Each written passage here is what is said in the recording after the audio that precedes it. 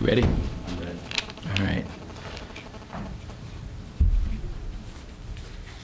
This game can be summed up in by the fact that I thought we played a lot better than we played the other night.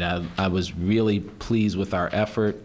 I was really pleased with our execution for probably 85% of the time, which is not good enough. We have to have that 100% of the time. But you know, the effort was fantastic, and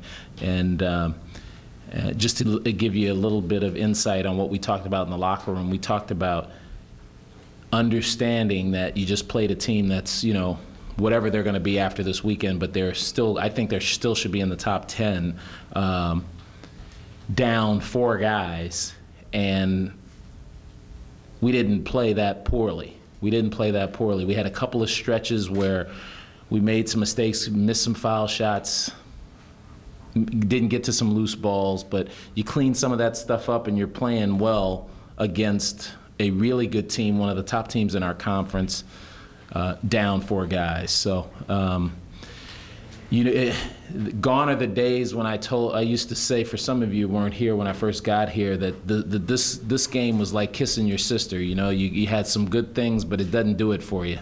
And that's what this game is like, and we haven't had any of those in a long time. So I thought I'd bring back that old term and enlighten you with that one. So with that, I'll open it up for questions. Fire away. They got a few extra second chance points. They Yeah. had a few extra threes. They had some more bench points. Was there any one of those things though that stood out to you as like that was kind of the separator?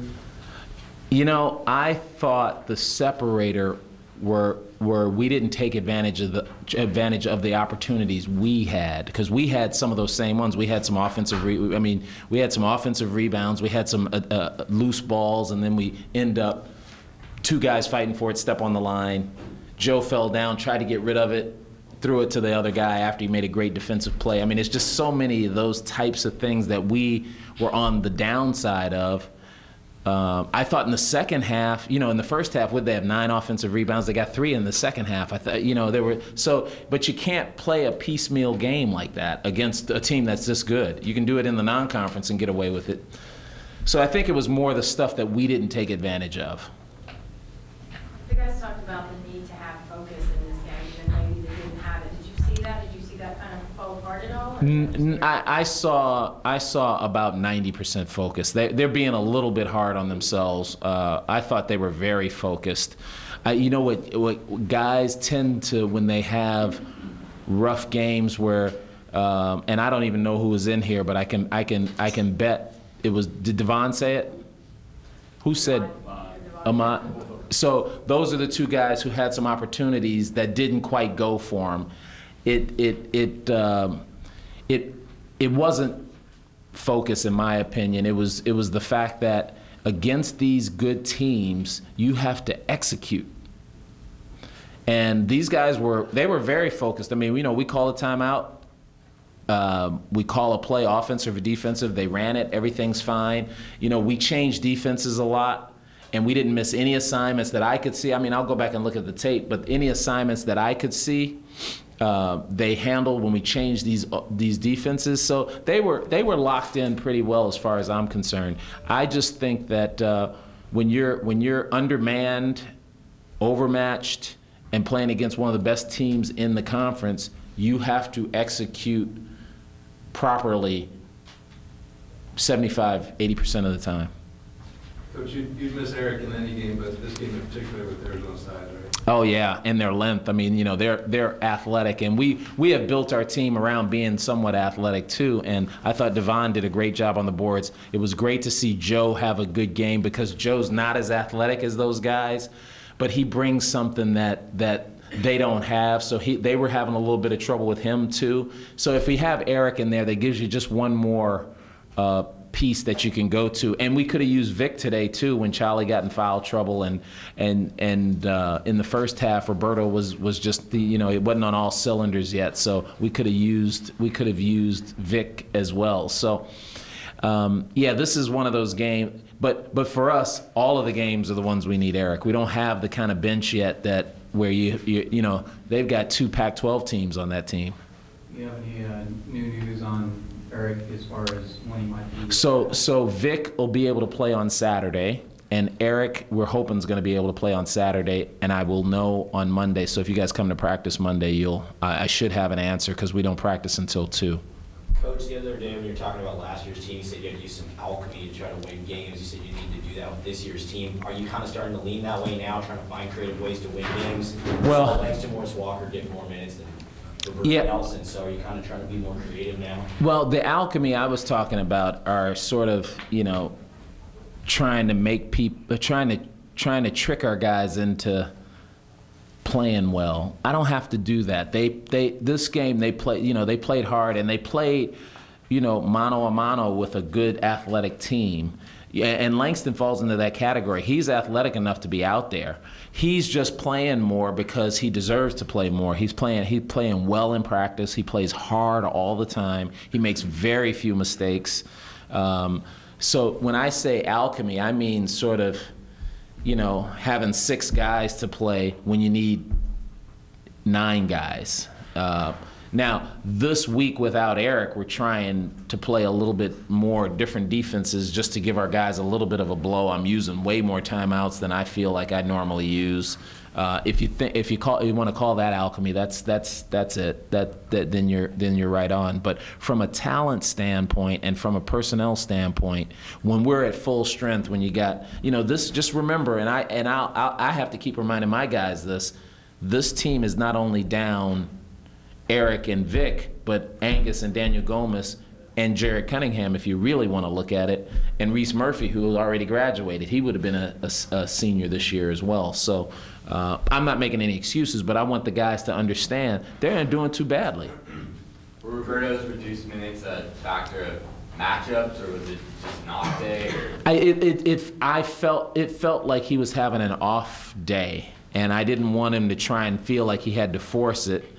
And when I took him out in the first half, both Langston and Charlie were playing great, and I didn't want to take them out because they were defending. And at that time, we needed defense. We didn't need scoring. Coach, what sort of little things are you looking for to kind of help turn a corner from 0-3 start in the conference? Well, I want to see how we play when we're at full strength. That's first and foremost, because some of this is just a function of not being at full strength. Having said that, the execution part is number one. I want to see us execute, and you can't win on the road in this conference, no matter how good you are, if you don't execute on the road. And then when you look at the subset underneath execution, I want to see us get back to rebounding the way we did. I want to see us getting back to having the amount of, this game was more like it for us. We had 14 assists on 24 baskets. That's how we play. And, when you're down a man or two, it gives guys sort of subconsciously the feeling that they need to do it on their own, and they end up going one-on-one more than we typically do as a ball club. And the third thing, I lost my train of thought. The good teams make foul shots. So we miss 9 or 11 foul shots. What did we miss? We missed 9 foul shots. So you make half, 4 more, and the game's a little bit closer, and maybe they don't make as many plays because the game they're a little tighter. Just to clarify, neither Victor or Eric are going to play Thursday? Neither are going to play Thursday. Okay. Definitely Victor on Saturday. Definitely Victor on Saturday, and I'll find out about Eric on Monday. When you just to make sure I understand, just when you say you're going to find out, does that mean that the suspension came from higher up? No, that means that I haven't decided yet. Oh, okay. But you called me out on it, so now I got to say, I'm deciding. How have you seen Eric and Victor respond to the consequences? About as good as you can under the situation. I've been very pleased with their reaction and their disappointment and their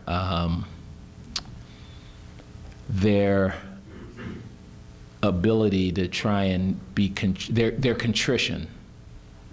It's almost been surprising, but these guys like each other, so they feel like they're letting them down, and there hasn't been a day gone by where both of them haven't apologized to me on numerous occasions. So I've been very pleased with it, and so I think the message is coming across. And you know, these are young guys; they make mistakes, and sometimes I have to act madder than I actually am. This might sound like a weird question, but do you think it could maybe be a good thing for you guys to get away from Gil? I mean, you've lost 4 or 5 here. No.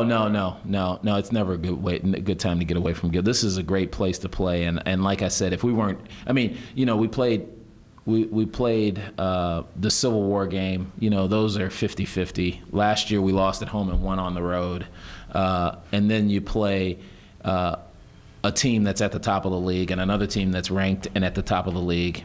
You know, I mean, you go to battle, but I'd much rather play here than anywhere else. This is, I mean, you've been here. Are you senior yet? So that student section is way better nowadays than it was when I first got here. I mean, we have students on the side, on the side across from me, on the baseline, and then up in the stands. I'll take my chances here any day.